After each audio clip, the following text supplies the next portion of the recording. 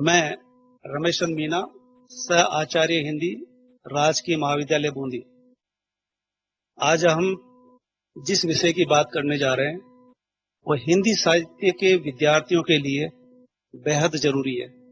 चाहे वह प्रथम वर्ष का हो या द्वितीय का या तृतीय का या एमए का विद्यार्थी क्यों न हो, वो वो विद्यार्थी जो साहित्य की अलग अलग विधाएं पढ़ते रहते हैं, लेकिन ये नहीं समझ पाते कि इसका भी इतिहास होता है। जबकि सभी जानते हैं कि महाविद्यालयों में कई विषयों के साथ इतिहास भी पढ़ाया जाता है और साहित्य के विद्यार्थी ये समझ करके चौंक सकते हैं कि हिंदी साहित्य का भी इतिहास हो सकता है। लेकिन इस अपरिचय को तोड़ने का हम यहाँ प्रयास करेंगे। हिंदी साहित्य का इतिहास उतना ही जरूरी है जिस तरह से समाज का इतिहास होता है, राजनीति का होता है, या किसी भी विषय का इतिहास हो सकता है। तो हिंदी साहित्य का इतिहास जो लिखा जा चुका है और ये प्रक्रिया अभी जारी है। हम यहाँ आज का विषय रहेगा हमारा हिंदी साहित्य का इतिहास, काल विभाजन एवं नामकरण। हम जब इस व्याख्यान से गुजरेंगे तो हमें ये कुछ बिंदु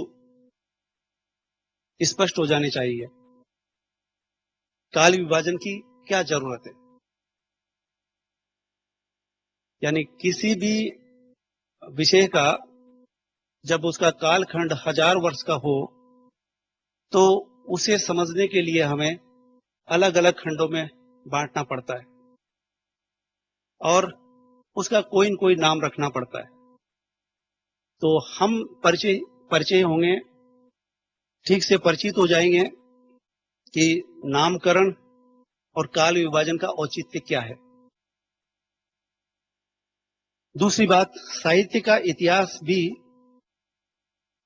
अगर हम साहित्य का इतिहास पढ़ेंगे तो अंततः साहित्य को ही समझते हैं कि साहित्य की एक विकास प्रक्रिया होती है।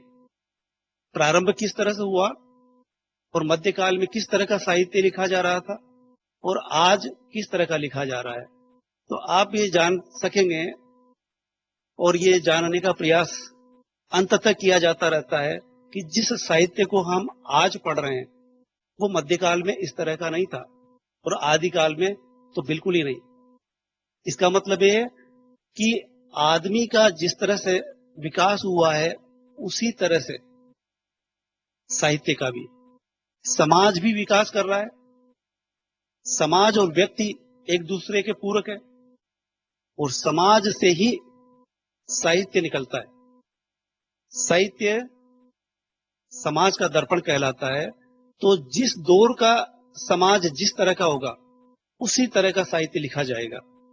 ये एक मोटी परिभाषा हमारे समझ में आ जानी चाहिए और इसी के तहत हम आज का ये पाठ पढ़ने जा रहे हैं।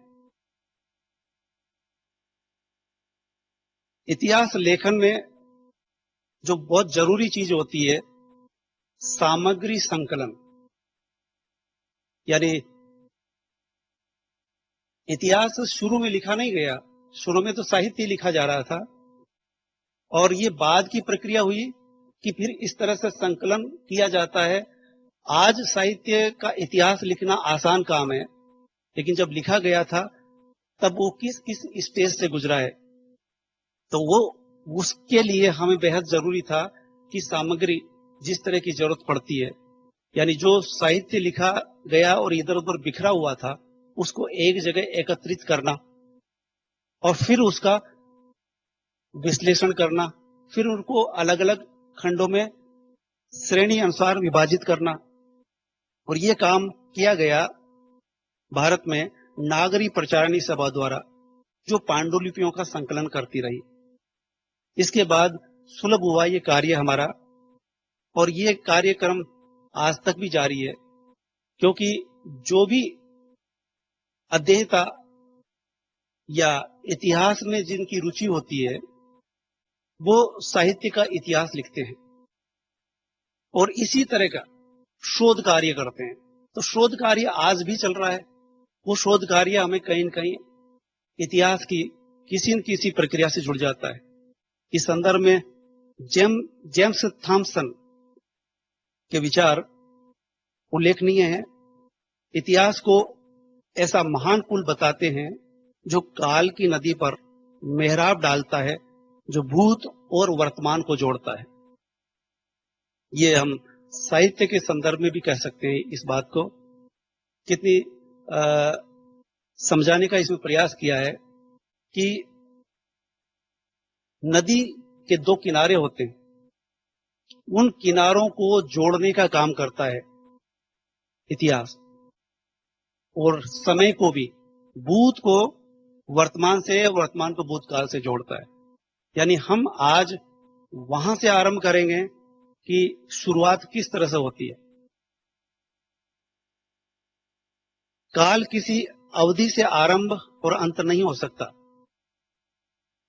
जैसे जब हम किसी भी काल की बात करेंगे तो यह नहीं कहा जा सकता कि आदिकाल की शुरुआत किसी एक वर्ष से हुई और किसी एक वर्ष पे जाकर के रुक गई हो। ऐसा कभी नहीं हो सकता, क्योंकि कोई भी साहित्य की प्रवृत्ति जब आरंभ होती है तो उसका कोई काल निश्चित नहीं किया जा सकता, कोई वर्ष निश्चित नहीं हो सकता, न उसका अंत निश्चित हो सकता है। यानी उसको किसी अवधि जिसे आरंभ हुआ हो या अंत हुआ हो, यह सुनिश्चित करना मुश्किल है। क्योंकि कोई भी प्रवृत्ति जब आरंभ होती है तो वो उसका अंत, ये कह दिया जाए कि 11वीं सदी या 13वीं सदी में जाकर के आदिकाल का अंत हो गया और भक्ति काल आरंभ हो गया। यानी ये प्रवृत्तियां कहीं न कहीं चलती रहती है और भक्ति काल भी एकदम अंत नहीं हो सकता। रीति काल का जब आरंभ होता है तो इसका मतलब यह है कि भक्ति काल की प्रवृत्ति भी बाद तक चलती रहती है। तो ये एक सीमा है जिसे हम समझ सकते हैं कि काल को हम किसी निश्चित वर्ष में बांध करके नहीं देख सकते, क्योंकि भाषा और विचारधारा का आरंभ भी निश्चित वर्ष में नहीं हो सकता, नहीं वो लुप्त हो सकता है। यानी ये एक ऐसा प्रवाह है जिस तरह से जब बरसात आती है तो नदी में पानी बढ़ता है और धीरे धीरे वो बढ़ता है, उसी तरह से उतरता है। एकदम पानी न तो उतर सकता है नहीं चढ़ सकता है। उसी तरह से ये साहित्य में भी हम देख सकते हैं कि जब कोई विचारधारा चलती है तो वो लंबे समय तक चलती है और इसी तरह से नामकरण की प्रक्रिया की कुछ सीमाएं होती है। साहित्यिक विकास, परंपरा और इतिहास को समझा जा सकता है। नामकरण में तार्किकता का अभाव होता है।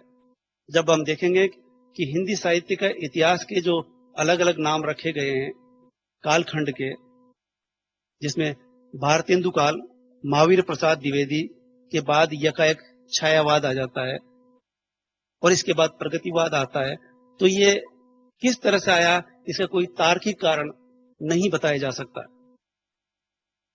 काल विशेष में ही कवि का महत्व होता है। इसके बारे में हम ये समझ सकते हैं कि जैसे मीरा के बारे में कहा जाता है कि मीरा मध्यकाल की बहुत महत्वपूर्ण कवयित्री रही है और वो उसी काल के लिए उपयोगी समझी जा सकती है, क्योंकि आज अगर मीरा हो तो क्या उनका महत्व उतना ही होता। इसे हम साहित्य और समाज का जो संबंध है उसको समझ सकते हैं कि किसी भी कवि का महत्व उस काल विशेष में अधिक होता है। जैसे मीरा के लिए कहेंगे कि मीरा जब उस काल में गीत गाती है, कृष्ण से प्रेम करती है, तो वो उस दौर के लिए एक क्रांतिकारी कदम था जिसका अध्ययन हम आज तक करते हैं। तो मीरा को आज के संदर्भ में नहीं, मध्यकाल के संदर्भ में ही हम पढ़ते हैं और उनका महत्व समझ सकते हैं कि उन्होंने कितना क्रांतिकारी कदम उठाया था उस समाज के सामने जहां महिलाएं न पढ़ सकती थी, न घर की चौखट के बाहर जा सकती थी, उस दौर में, और वो भी राज्याश्रय में रहने वाली रानी, जिसके लिए घर की चार दीवारी में रहना बेहद जरूरी था।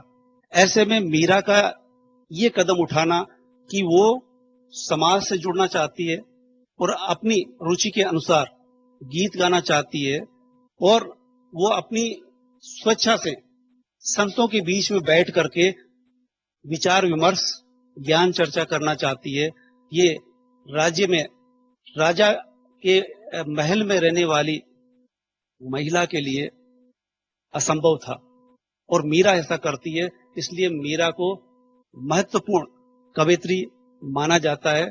तो इसलिए कि उस काल में उन्होंने एक क्रांतिकारी कदम उठाया था। अब इसको दूसरे उदाहरण से यूं समझ सकते हैं कि अगर मीरा आज होती, उस वक्त नहीं होती, तो क्या इतना महत्वपूर्ण कवयित्री कही जाती? तो ये कह सकते हैं कि आज का स्वरूप समाज का बदल चुका है। आज कोई भी, किसी भी घर की युवा लड़की बाहर जाएगी, स्कूल में पढ़ सकती है, और कहीं भी किसी से ज्ञान चर्चा के लिए बात कर सकती है, उनके घर वाले भी वहां पहुंचाएंगे। यानी आज हम ये देख सकते हैं कि अन्य शहरों में भी जाकर के शिक्षा ली जा रही है। तो वो कदम जो मीरा ने उठाया था उस काल में, वो क्रांतिकारी कदम था उस काल के लिए। इस तरह से हम ये समझ सकते हैं कि काल विशेष में कवि का महत्व होता है। युग व्यवस्थापना के लिए किन बातों का ध्यान रखा जाए, नामकरण क्यों किया जाए? यानी पहला सवाल ये उठता है कि हम जब साहित्य पढ़ते हैं तो साहित्य बिना इतिहास के जाने भी हम अपना काम चला सकते हैं, चला रहे हैं, लेकिन इससे ये पता चलता है कि हम साहित्य को पूरी परंपरा में नहीं समझ पा रहे, कि अगर 1000 वर्ष का जो हमारा हिंदी साहित्य का परंपरा है वो किस तरह से चली, विकास क्रम किस तरह से चला, और उसका हम आज किस स्वरूप में देख रहे हैं। तो इन चीजों को देखने के लिए पूरी साहित्य के कालखंड को हम नामकरण में, यानी उनका कोई न कोई नाम देते हैं, और अगर वो किसी कारण से साहित्य की प्रवृत्ति बदलती है तो नाम भी उसका बदल जाता है। अगर इतिहास में इस तरह से हम नामकरण नहीं करते या इतिहास ही नहीं लिखा जाता, तब हम किसी भी काल को, कोई भी व्यक्ति, कोई भी विद्वान आकर के कुछ भी नाम रख सकता था, और इस तरह से हिंदी साहित्य का इतिहास न कह करके वो अव्यवस्था का इतिहास होता। इसलिए व्यवस्था के लिए ये जरूरी था नामकरण करना और उसका काल विभाजन। इतिहास के लेखन के लिए कृति और कृतिकार दोनों ही महत्वपूर्ण होता है।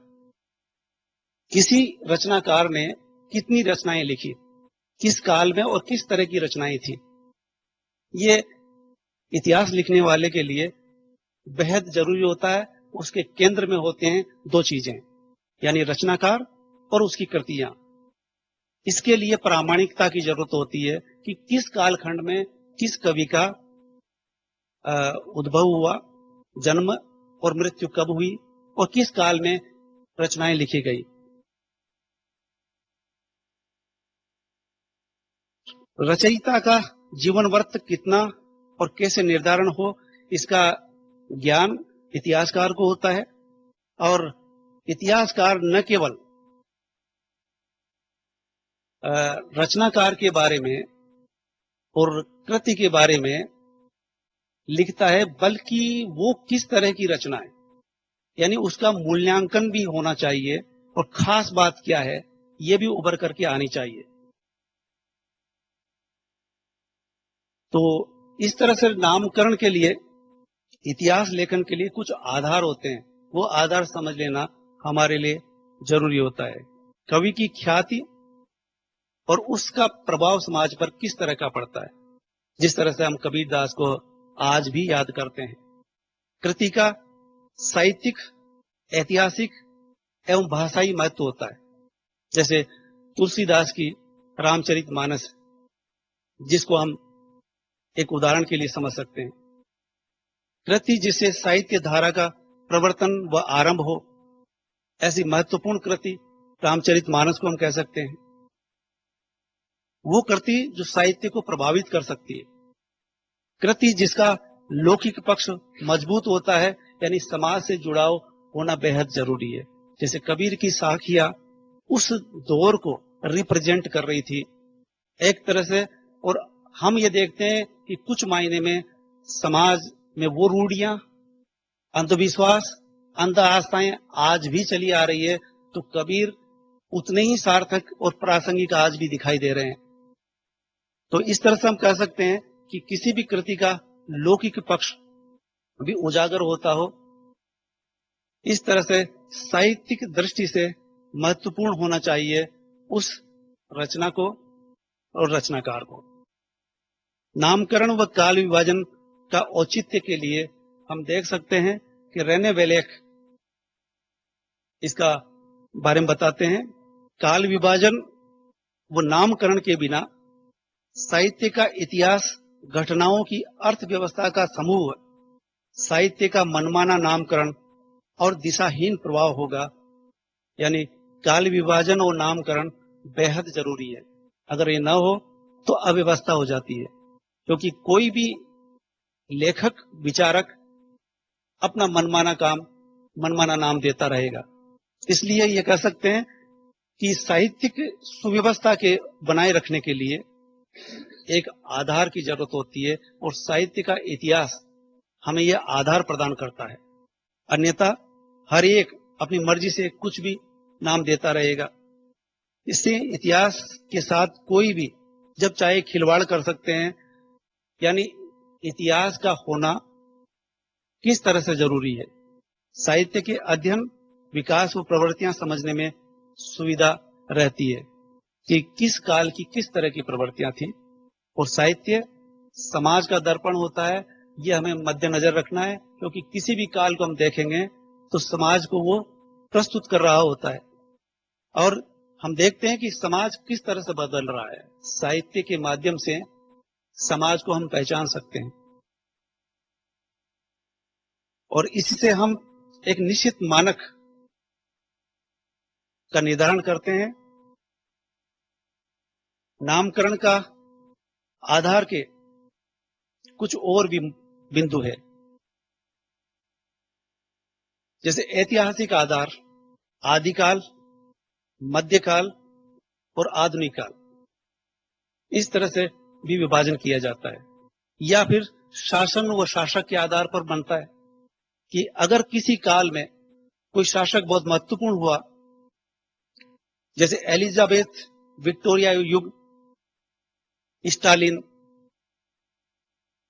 या कोई व्यक्तित्व जो युग प्रवर्तक हो, राजनीतिक नेता के रूप में हम गांधी जी को देख सकते हैं, जिसने पूरी स्वतंत्रता की लड़ाई लड़ी और देश को आजादी दिलाई।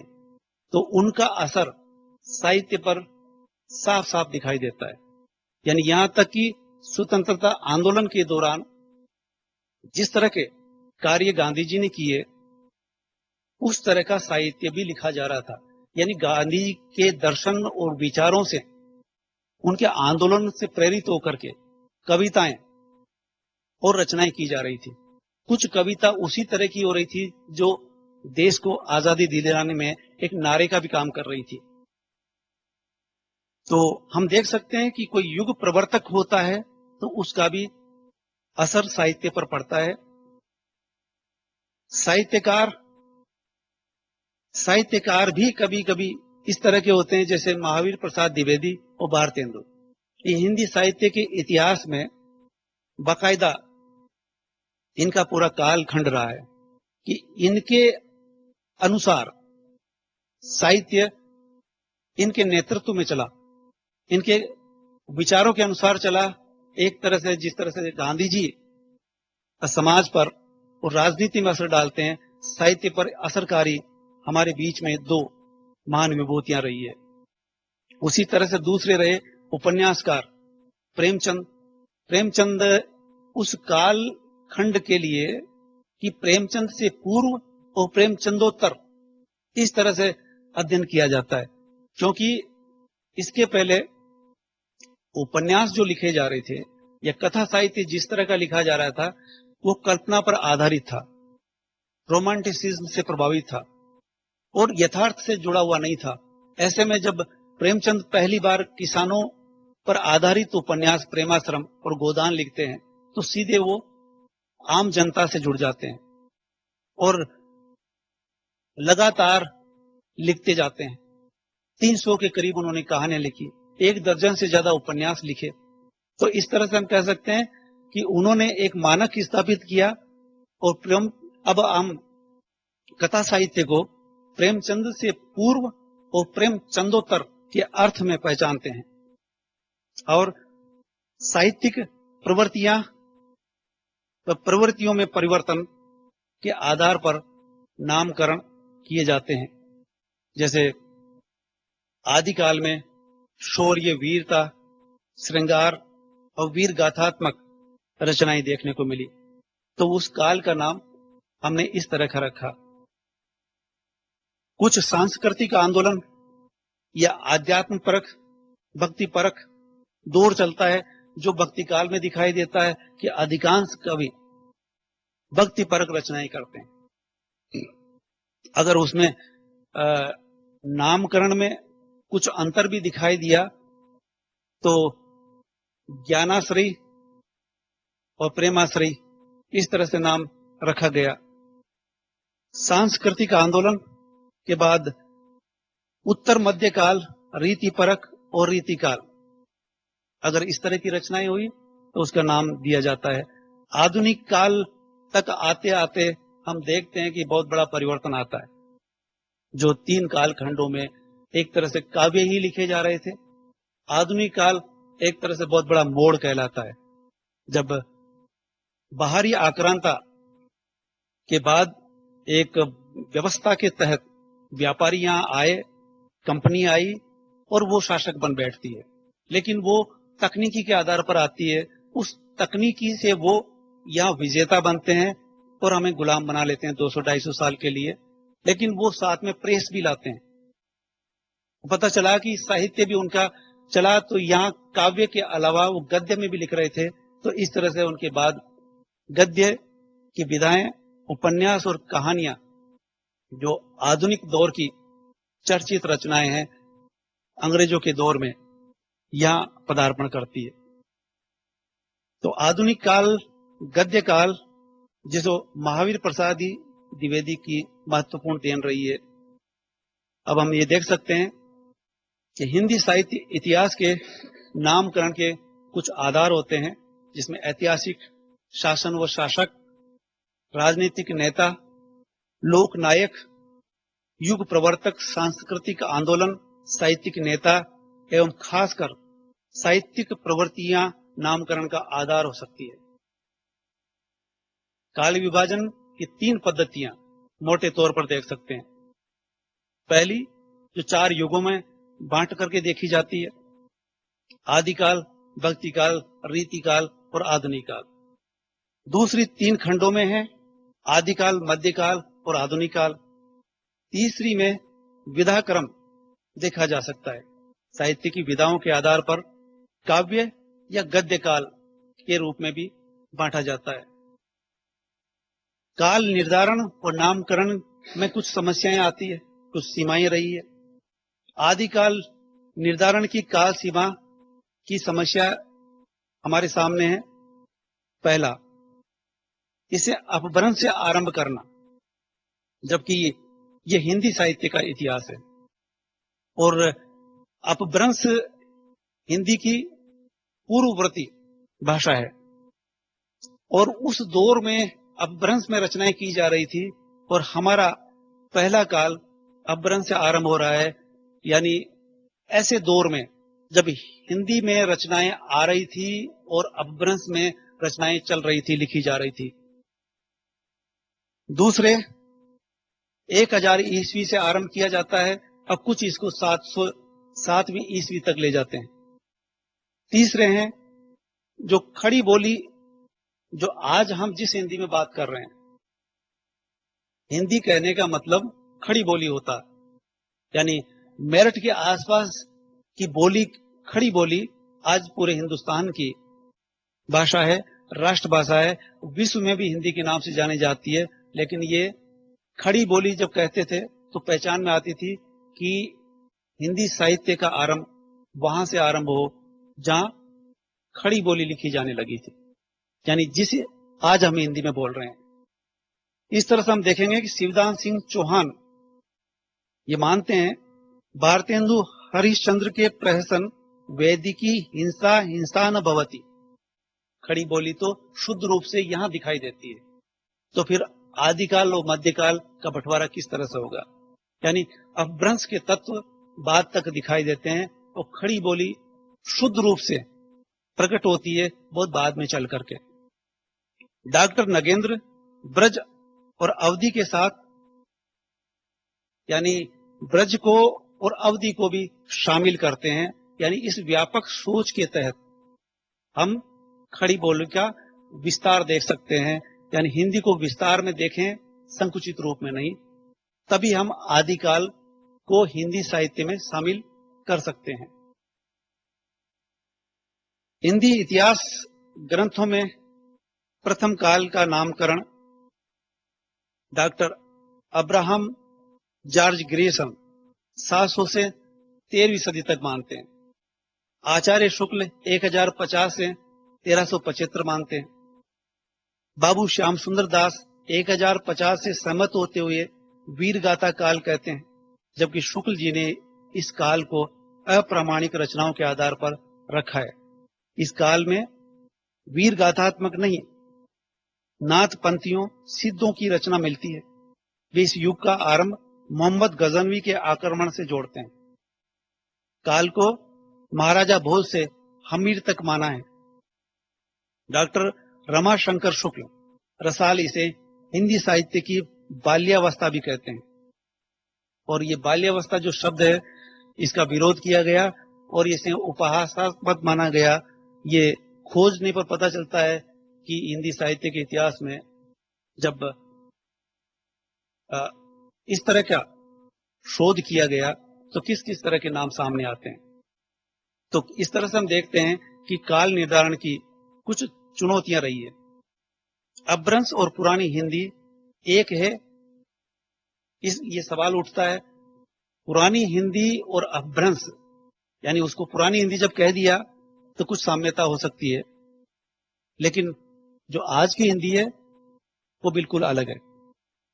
अप्रामाणिक रचनाओं के आधार पर नामकरण हुआ है तो वो विवादास्पद रहा। भाषा के उद्भव से साहित्य का युग का आरंभ माना जाए, यानी हिंदी जहां से शुद्ध रूप में दिखाई देती है क्या वहां से माना जाना चाहिए। प्राकृत अपभ्रंश एक नहीं है, दोनों अलग अलग भाषा है।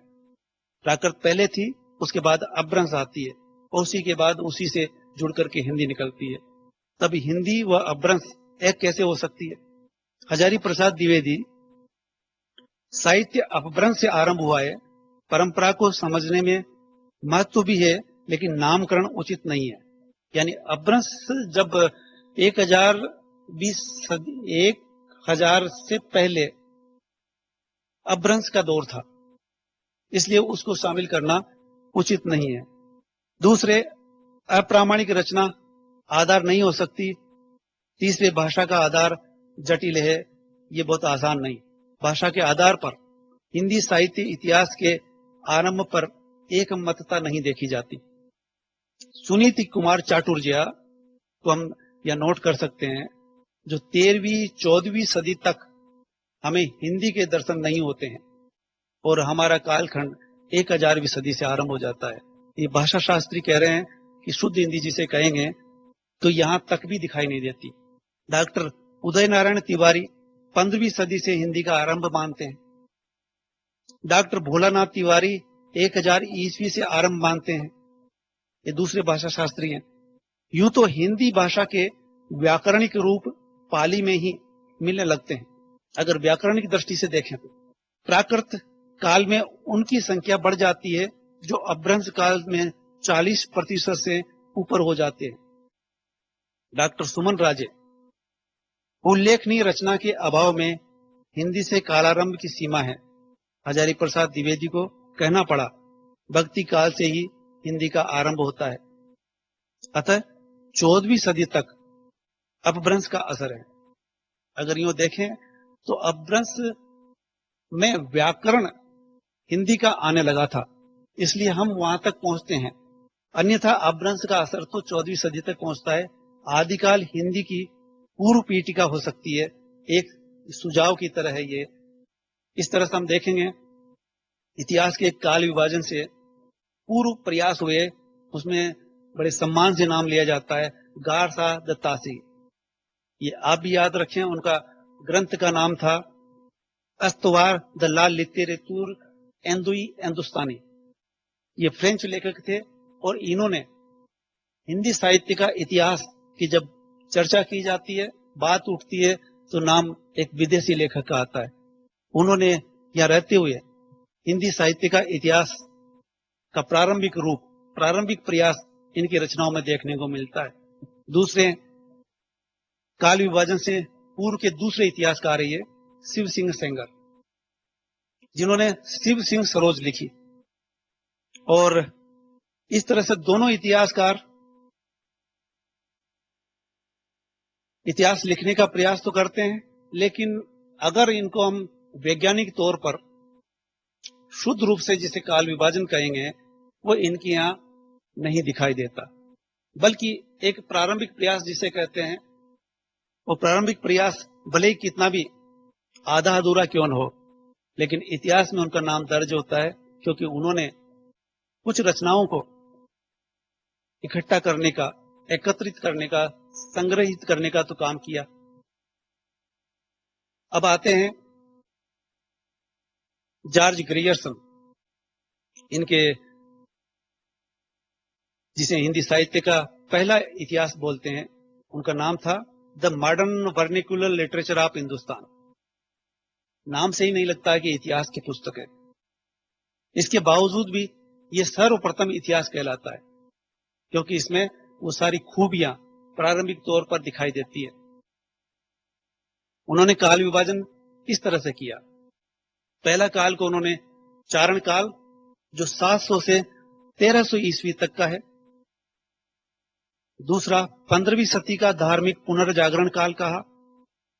उसमें इन्होंने क्रमशः जायसी की प्रेम कविता, ब्रज का कृष्ण संप्रदाय, मुगल दरबार, तुलसीदास, रीति काव्य, तुलसीदास के अन्य प्रवृत्ति कवि, 18वीं शताब्दी, कंपनी शासन में हिंदुस्तान, विक्टोरिया शासन में हिंदुस्तान, जॉर्ज ग्रेसन का आरंभिक काल का ऐतिहासिक चिंतन है ये।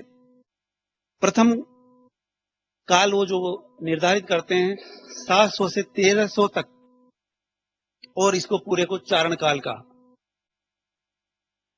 और इन्होंने खोज करके बताया, पुष्य को प्रथम कवि के रूप में ये अस्वीकार करते हैं, और 9 चारण कवियों की खोज, जिसमें अंतिम कवि सारंगधर रहे, प्रमाण के लिए इन्होंने बताया। जॉर्ज ग्रियर्सन के ग्रंथ the modern vernacular literature of Hindustan पर चिंतन किया जा सकता है।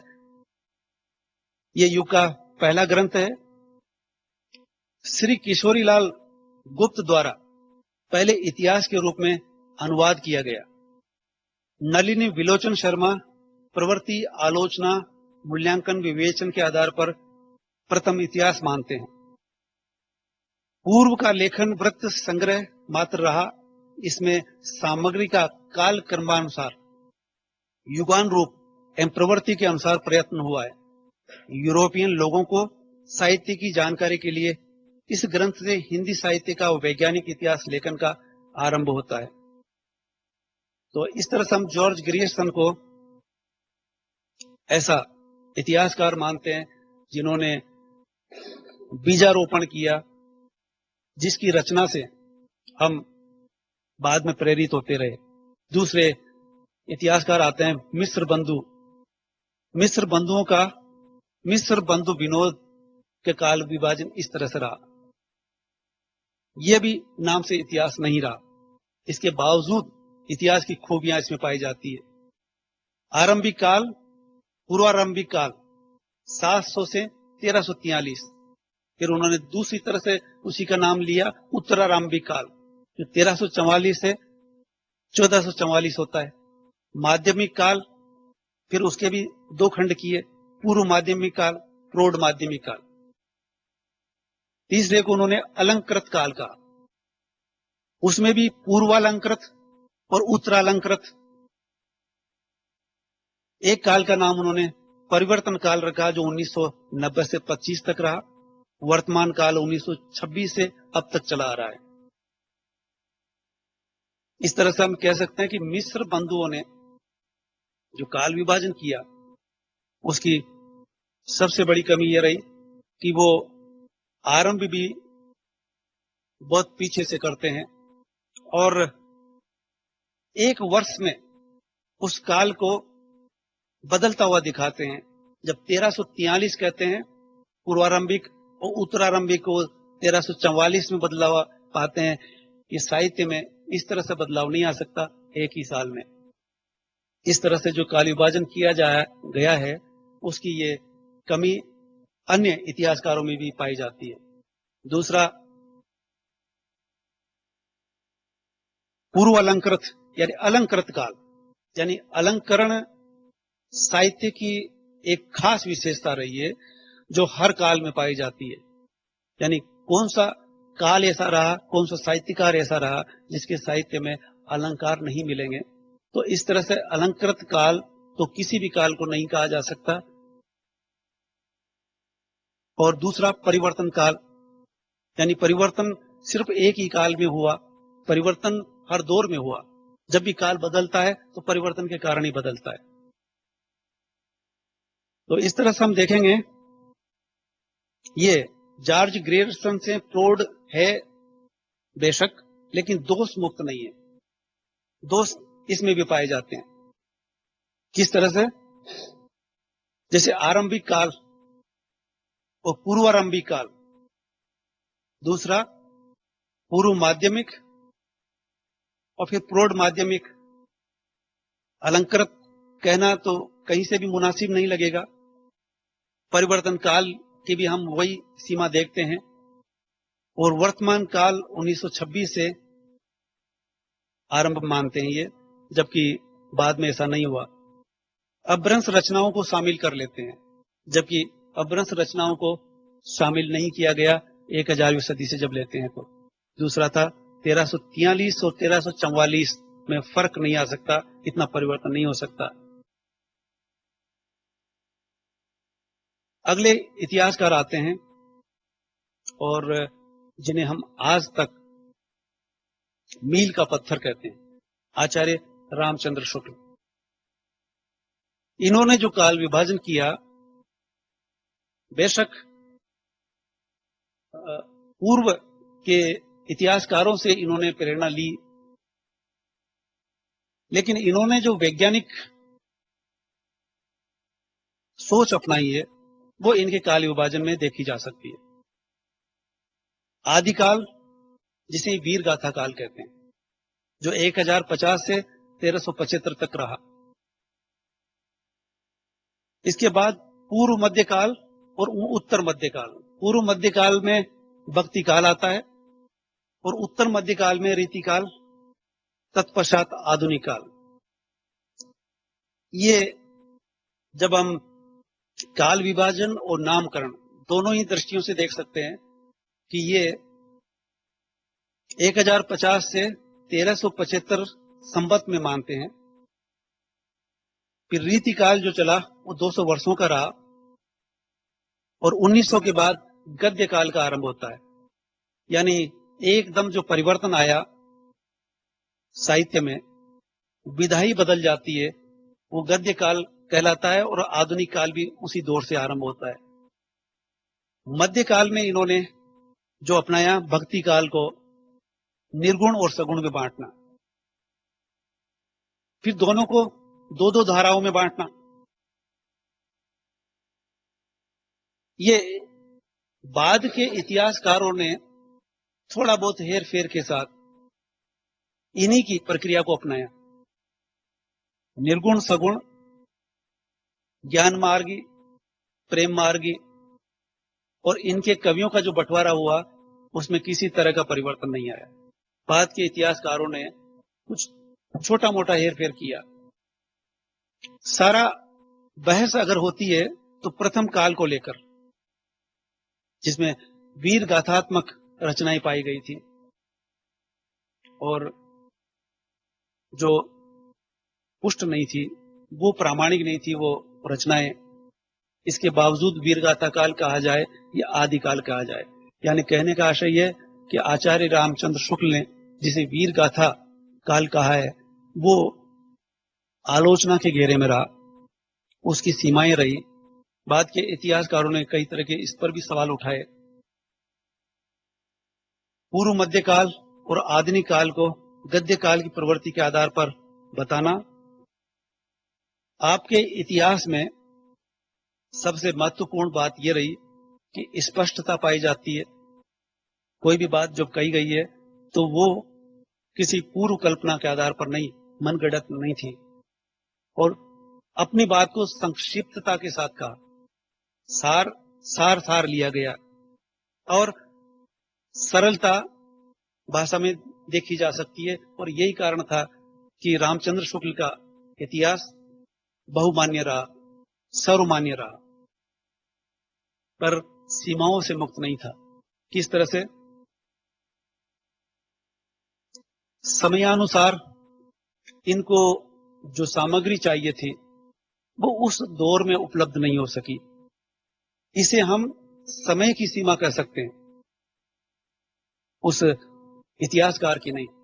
सीमित सामग्री से काल विभाजन एकांगी हुआ। जो आदिकाल और वीरगाथा काल के बीच में जो बहस पाई जाती है, बदली हुई स्थितियों में सीमाएं स्पष्ट हो जाती है। 1050 से भाषा विज्ञान की दृष्टि से अमान्य माना गया। 1050 में हिंदी के ग्रंथों का होना स्वीकार्य नहीं। जिन ग्रंथों के आधार पर वीर गाथा काल कहा वे अब पूरी तरह से अमान्य है, क्योंकि जिन रचनाओं को 12 रचनाओं को रामचंद्र शुक्ल ने उठाया उसके बारे में अभी हम बात करते हैं। उन्होंने नाम तो गिना है लेकिन वो पुष्ट नहीं हो पाई, प्रामाणिक नहीं हो पाई। वीरगाथा काल से लोकाश्रयी रचनाएं उपेक्षित रह जाती है, क्योंकि केवल वीर गाथात्मक रचनाएं ही नहीं थी उस काल में, अन्य कई तरह की और भी रचनाएं थी जो संख्या में उनसे ज्यादा थी। अगर वीर गाथा काल कहते हैं तो उनके साथ न्याय नहीं होता, इसलिए इसको अस्वीकार किया गया। वीर गाथा काल के अलावा कई तरह से श्रृंगार परक रचनाएं और भी इतर रचनाएं होती है जिसको नजरअंदाज किया गया। रामचंद्र शुक्ल के काल विभाजन व नामकरण की कुछ पद्धति थी। वे विशेष ढंग की रचनाओं को आधार बनाते हैं। रचनाओं के परिमाण के बजाय प्रचुरता को तरजीह दिया है। जैसे 5 ढंग की रचना हो, 10, 5, 6, 7, 2 इस संख्या में, तो इसमें संख्या किसकी ज्यादा है ये देखा जाता है, जैसे 10। और दूसरा, ग्रंथों की प्रसिद्धि काल का लक्षण मानी गई। प्रसिद्धि लोक प्रवृत्ति की प्रतिध्वनि मानी जाती है। रामचंद्र शुक्ल द्वारा आदि काल को और वीरगाथा काल नामकरण की आधार रचनाएं थी जो इस तरह से हैं। ये साहित्यिक पुस्तकें थी। विजयपाल रासो नल सिंह द्वारा लिखी गई, हमीर रासो शारंगधर, कीर्ति लता विद्यापति की और कीर्ति पताका विद्यापति की। इनके अलावा देश भाषा काव्य की 8 पुस्तकें हैं। खुमान रासो, अज्ञातनामा भाट, इनका नाम का पता नहीं। बीसल देव रासो, नरपति नाल, पृथ्वीराज रासो, चंद्रवरदाई, जय चंद्र प्रकाश भट्ट केदार, जय मयक जसचंद्रिका, मधुकर भट्ट, परमाल रासो, जगनिक, खुसरो की पहेलियां, विद्यापति की पदावली।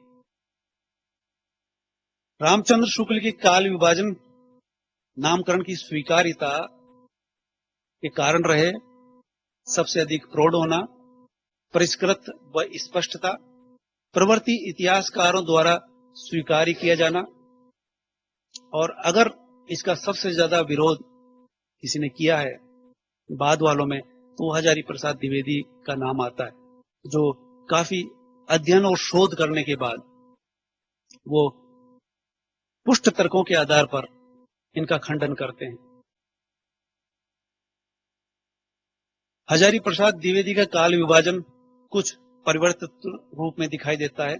आदिकाल को 1000 से 1400 ईस्वी तक मानते हैं, और पहला ही फर्क यह है कि रामचंद्र शुक्ल संवत में देखते हैं, और ये ईस्वी सन में, जो आज ज्यादा प्रचलित है और हमारे समझ के दायरे में आता है, हम इसको आसानी से समझ सकते हैं। पूर्व मध्यकाल, भक्तिकाल जो 1400 से 1700 तक, उत्तर मध्यकाल 1700 से 1900 तक, आधुनिक काल 1900 से अब तक। ये हजारी प्रसाद द्विवेदी का इस तरह से काल विभाजन करना, ये और भी साइंटिफिक हो गया। इनकी कुछ खास विशिष्टताएं रही। आचार्य शुक्ल संवत में करते हैं, और ये ईस्वी सन में। वीरगाथा काल का प्रबल विरोध करते हैं, चूंकि वो अप्रामाणिकता के आधार पर थी।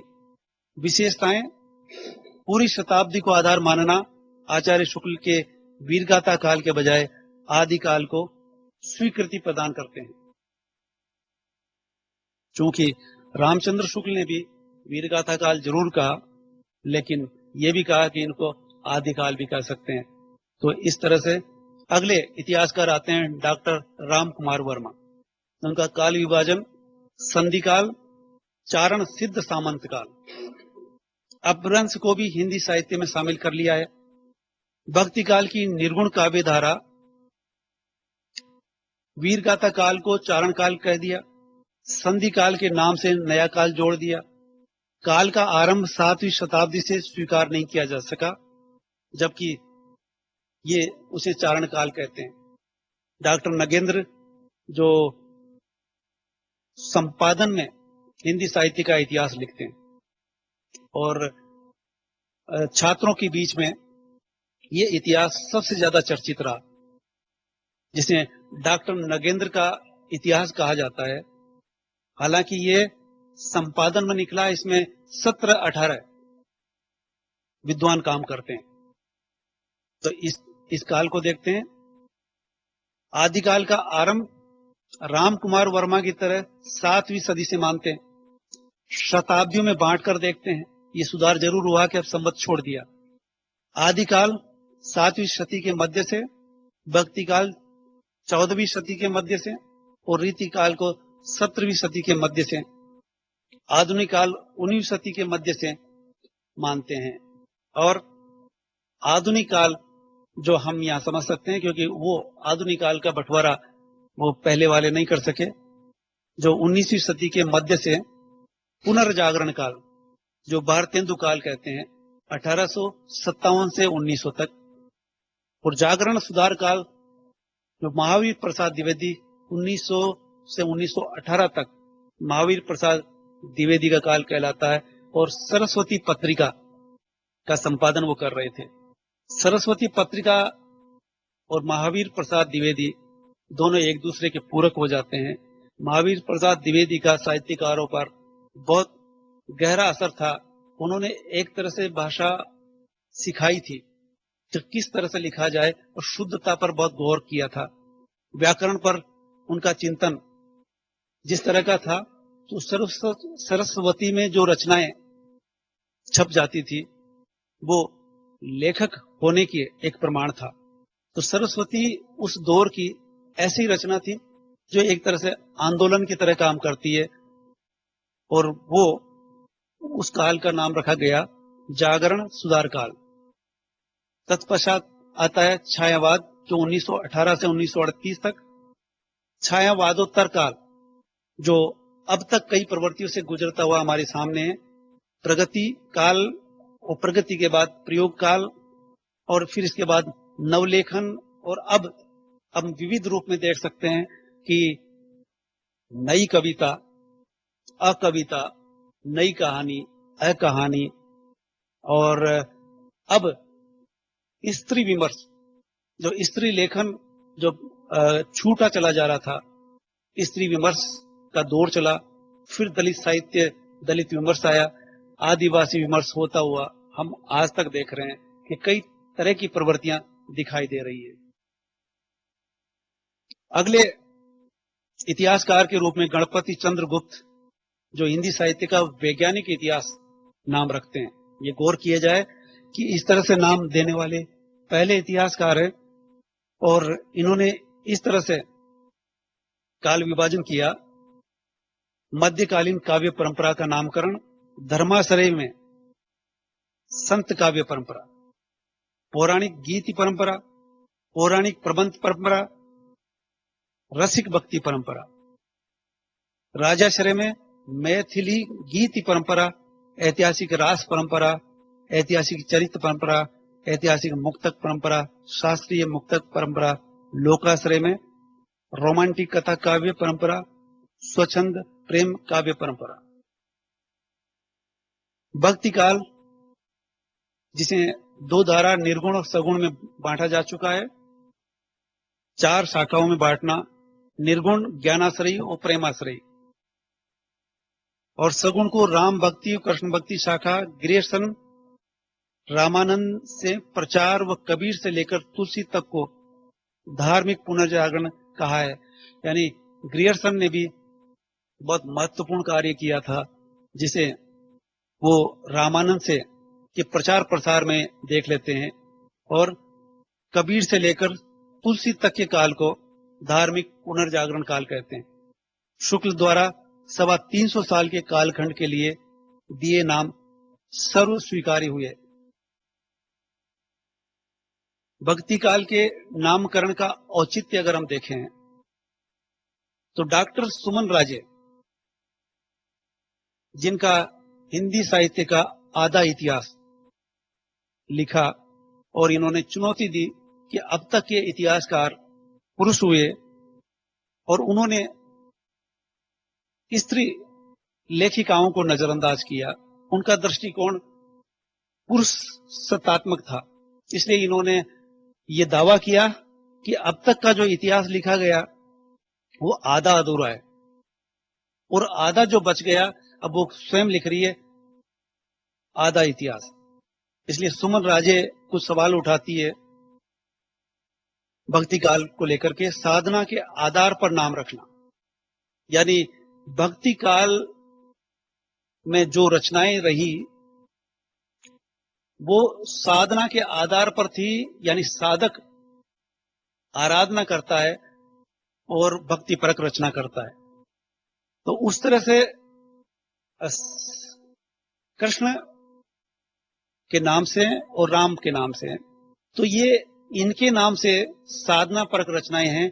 इस पर सवाल उठता है कि इस तरह से ये वैज्ञानिक नहीं है, ये साधना परक हुआ। भक्ति धार्मिक क्षेत्र का विषय है, और इसको हम साहित्य में किस तरह से ले सकते हैं। भक्ति रस होने से साहित्य में मान्य होता है, ये बहस में निकल करके आता है कि वो भी एक रस था। प्रमुख कवि संत व भक्त दोनों हुए हैं, क्योंकि वो न केवल संत ही थे, कवि हृदय भी थे। ग्रियर्सन धार्मिक पुनर्जागरण पहले ही कह चुके हैं, सांस्कृतिक पुनर्जागरण डॉक्टर सत्यकाम कहते हैं। यूरोप के पुनर्जागरण से तुलना करते हुए डॉक्टर बच्चन सिंह ये मध्य से आधुनिक युग के बीच है। 14वीं 17वीं काल को अंधकार काल कहा है। या भक्ति के बाद रीति काल को ह्रास युग माना गया है।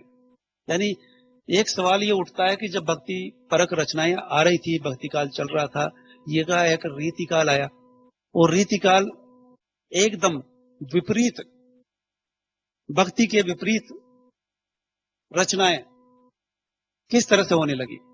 तो रीति काल का जो विरोध होता है, और यहां तक कि उसको अंधकार काल भी कहते हैं, इस तरह से आना। भक्ति काल के अधिकांश कवि भक्त पहले थे, कवि बाद में, इस तरह की बहस भी उठती है। रीति काल का काल विभाजन का विवेचन हम कर सकते हैं। मध्यकालीन युग का आरंभ 1643 के बजाय 1625 रखा जाए। 1600 से गणपति चंद्र गुप्त और राम खेलावन पांडे मानते हैं। शिव कुमार के अनुसार तुलसी जैसे कवियों का स्वर गूंज रहा था। राजनीति में अकबर जीवित था, यानी जब भक्ति काल का अंत कहा गया है तो वो इस तरह से नहीं किया जाना चाहिए, क्योंकि अकबर भी तब तक जीवित होता है और तुलसीदास भी।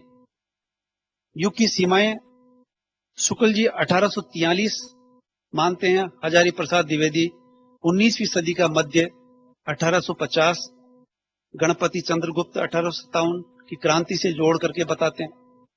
1857 मध्य युग का अंत और नए का आरंभ कहते हैं, यानी 1857 बहुत बड़ी घटना थी, जिससे मध्य युग का अंत अगर कहा जाए तो ये अतिशयोक्ति नहीं होगी, क्योंकि 1857 को जिस तरह से इतिहास में दर्ज किया गया स्वतंत्रता आंदोलन की, वो पहली लड़ाई के रूप में जाना जाता है और उसके बाद बहुत कुछ बदलाव आता है। यानी वो पहली घटना थी जो चुनौती दी गई उनको, जो जिनके हम गुलाम थे। इसका भी हिंदी साहित्य पर असर पड़ता है। तो गणपति चंद्रगुप्त का 1857 की क्रांति से काल को जोड़ना उल्लेखनीय है। 1857 मध्य युग का अंत और नए का आरंभ कहा जा सकता है। साहित्य में भारतीयेंदु का प्रवेश और सामंती कविता का अंत, यानी भारतीयेंदु जब कविता करने लगते हैं और भारतीयेंदु काल में जो कविताएं की जाने लगती है, वो सामंती दौर से एक तरह की मुक्ति थी कि सामंतवाद जा रहा था, राजाओं का असर कम हो रहा था, राजा अंग्रेजों के अधीन थे, हारे हुए थे। वैसे मुस्लिम सल्तनत के दौरान भी पराजित थे, फिर अंग्रेजों से। इस तरह से सामंती दौर भारतेंदु के आते आते खत्म सा हो जाता है और रचनाएं भी रूप बदलने लगती है। रीतिकाल के नामकरण का विवेचन इस तरह से हो सकता है कि 1625 से नवीन युग का आरंभ, तुलसीदास के निधन के साथ युग परिवर्तन, तुलसीदास के दौर में ही कवि का दरबारी होना। आप ये देखेंगे कि तुलसीदास एक महत्वपूर्ण कवि थे, मील का पत्थर थे। उनके बाद से ही भक्ति काल लगभग रूप बदल लेता है और रीतिकालीन कवियों के जहां राजाश्रय में कविता की जाने लगती है, तो वो राजाओं की प्रशंसा और नायिकाओं का चरित्र चित्रण, यानी दरबार और दरबार की मानसिकता के अनुसार कविता की जाने लगती है। दरबारी कविता से कुटिया में रची कविता का स्वर ऊंचा रहा है, यानी भक्ति काल की कविता से अगर रीतिकाल की कविता की तुलना करेंगे तो वो बेहतर साबित होगी। केशव का कद, केशवदास जो संस्कृत के ज्ञाता थे, उनका कद कुटिया के कवियों से ऊंचा नहीं हो सका और केशवदास राज दरबारी कवि थे। ग्रियर्सन चिंतामणि और केशव को रीति काल में रखते हैं। मिश्र बंधु अलंकृत काल कहते हैं। रामचंद्र शुक्ल रीति और श्रृंगार काल, गणपति अपकर्ष काल, सत्यकाम वर्मा इसको विलास काल की उपमा देते हैं। इस तरह से रीति काल का विरोध न केवल उस वक्त के इतिहासकार बल्कि पाठकों को, श्रोताओं को भी लगता है। डॉक्टर भगीरथ मिश्र और डॉक्टर विश्वनाथ प्रसाद मिश्र का वाद विवाद देखा जा सकता है। डॉक्टर भगीरथ मिश्र अलंकृत अनुचित मानते हैं। इस युग में अलंकृत से इतर काव्यांगों को स्थान मिलता है, अलंकार से अधिक रस पर जोर रहा है। डॉक्टर विश्वनाथ प्रसाद मिश्र इसे जोर देकर श्रृंगार काल कहते हैं। रीति ग्रंथ प्रणेता अधिकतर आचार्य सिद्ध नहीं होते, वे रीति का पल्ला पकड़कर श्रृंगार की रचना चाह रहे होते हैं। रीति काल कहकर श्रृंगार रचने वाले कवियों को बाहर का रास्ता दिखा दिया जाता है, वे इसे श्रृंगार काल करने पर जोर देते हैं। इस युग की प्रवृत्ति रीतिबद्धता की रही है, क्योंकि श्रृंगारी कविता हर दौर में होती रही है। आधुनिक काल नामकरण विवेचन कालावधि में सीमित और साहित्यिक विविधता अधिक रही है। हम यहाँ देख सकते हैं कि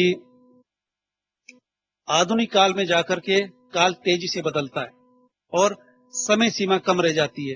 गद्य खंड जो 1900 से 1980 तक का रहा, गद्य का विकास और आविर्भाव, आधुनिक गद्य साहित्य का प्रवर्तन, आधुनिक काल काव्य खंड 1900 से 1980, फिर पुरानी धारा, नई धारा, प्रथम उत्थान, नई धारा, द्वितीय उत्थान, नई धारा, द्वितीय उत्थान आदि अद्यतन।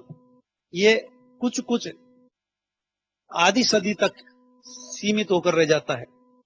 आधुनिक काल नामकरण विवेचन, गद्य खंड 1900 से 1980, गद्य का विकास, गद्य का आरंभ, काव्य खंड 1900 से पुरानी धारा, नई धारा, इस तरह से विभाजित किया गया। और हिंदी साहित्य का इतिहास और हिंदी आलोचना में अंतर देखा जा सकता है। यानी हिंदी साहित्य का इतिहास और हिंदी साहित्य की आलोचना एक नहीं हो सकती।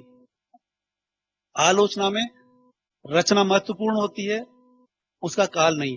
और हिंदी साहित्य में जो रचना पहले की है, चाहे वो कमजोर हो तो भी पहले ही गिनी जाएगी, और आलोचक उसे उस रचना को पहला स्थान पर रखेगा जो महत्वपूर्ण है, चाहे वो उस रचनाकार की वो बाद की रचना क्यों न हो। इस तरह से हिंदी साहित्य इतिहास के बजाय आलोचना पाठक को आकर्षित करती है। हिंदी साहित्य इतिहास में काल विभाजन व नामकरण पर लगभग लिखा जा चुका है, फिर भी इतिहास लेखन का अंत नहीं होता। इतिहास लेखन आज भी जारी है। क्यों जारी है? क्योंकि इतिहास लेखन के लिए सामग्री संकलन व उसका उपयोग जो नागरिक प्रचारणी सभा द्वारा किया जाता रहा, उनकी पांडुलिपि संकलन व शोध कार्य के आधार पर इतिहास लिखे जाते रहे। पांडुलिपि संकलन का उपयोग रामचंद्र शुक्ल एवं मिश्र बंधु विनोद द्वारा किया गया। साहित्य इतिहास निरंतर प्रक्रिया है। जो आजकल जो पत्रिकाएं प्रकाशित हो रही है, उसमें भी शोध लेखक शोध ग्रंथ लिख रहे हैं। इस तरह से हम देख सकते हैं कि शोध कार्य जारी है और हिंदी साहित्य का इतिहास अभी भी लिखा जा रहा है, उसमें भी परिशोधन हो रहा है। धन्यवाद। अब हम उम्मीद करते हैं कि जो छात्र है, विद्यार्थी है, वो इससे संबंधित कोई जिज्ञासा